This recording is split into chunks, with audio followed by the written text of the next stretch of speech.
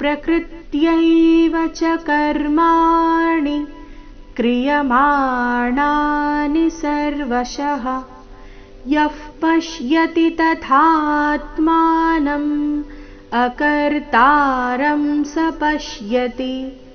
ಪ್ರಕೃತ್ಯೈವ ಶಬ್ದದಲ್ಲಿ ಕೃ ಮೇಲೆ ಆಘಾತ ಬರಬೇಕು.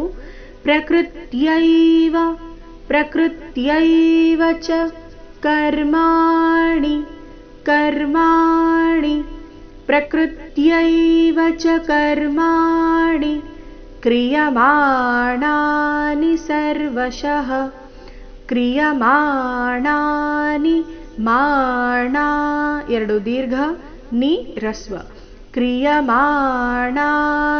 ಸರ್ವಶಃ ಯಃ ಪಶ್ಯತಿ ತಥಾತ್ಮಾನಂ ಯಃ ಪಶ್ಯತಿ ತಥಾ ಥಾ ಮಹಾಪ್ರಾಣ ದೀರ್ಘ ಬಂದು ನಂತರ ಆಘಾತ ತಥಾತ್ಮಾನಂ